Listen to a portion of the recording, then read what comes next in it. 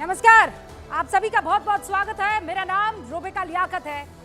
इतिहास में, television news industry के इतिहास में ये पहली मर्तबा होगा कि जो डिबेट कल आप पूरी नहीं देख पाए थे, जिस बिंदु पर वो खत्म हुई थी उसी बिंदु से शुरू होगी।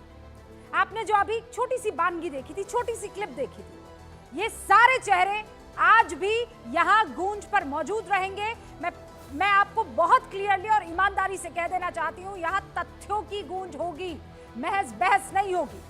कल हमने संविधान और आरक्षण को लेकर गूंज की शुरुआत की थी। वो बहस अंत में रेल बेच दी गई, एयरपोर्ट बेच दिया गया, नौकरियां नहीं मिली, पीएसयू बेच दिए गए, उस पर पहुंच गई। ये कहा गया कि संविधान पर खतरा ऐसे कि आरक्षण ले लेंगे। आरक्षण कैसे लेंगे? तो फिर अनुराग भदौरिया ने कहा कि जब पीएसयू बिक जाएंगे तो प्राइवेट सेक्टर में तो आरक्षण लागू नहीं होता, इस लिहाज से नौकरियां कम हो जाएगी, तो आरक्षण कहां जायज रहा। फिर बात इससे आगे बढ़ी और शहजाद पुनावाला ने कहा कि अगर आप अपने इस कथन को तथ्यों के आधार पर प्रमाणित कर देंगे तो मैं राजनीति से संन्यास ले लूंगा। बात जब इतनी गंभीर हो चली तो फिर हमने भी दर्शकों को ध्यान में रखते हुए यह वादा किया कि इस डिबेट को आगे लेकर जाएंगे और इस डिबेट का अंत तथ्यों पर होगा।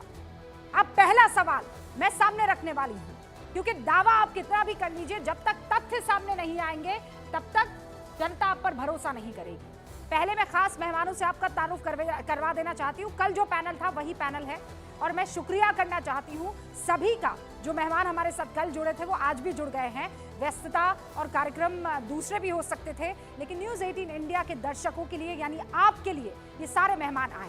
सबसे पहले भारतीय जनता पार्टी के राष्ट्रीय प्रवक्ता शहजाद पुनावाला, बहुत बहुत स्वागत है आपका कि आप हमारे साथ जुड़े।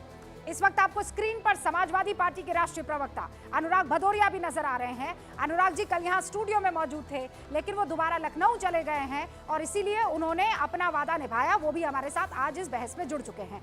वरुण जी, आपको वरुण पुरोहित स्क्रीन पर नजर आ रहे हैं, वो भी कल इस डिबेट में थे, वो भी हमारे साथ जुड़ चुके हैं।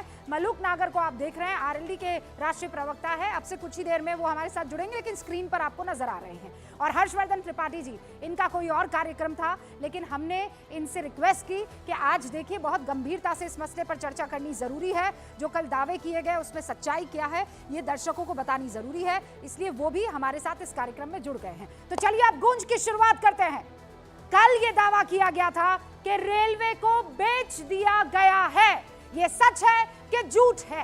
क्या रेलवे बेच दिया गया है? इस पर हम डिबेट शुरू करें और कल की तरह शोर शराबा ना हो, इसीलिए मैंने टाइमर की व्यवस्था कर ली है। 1-1 मिनट का टाइमर सबको मिलेगा।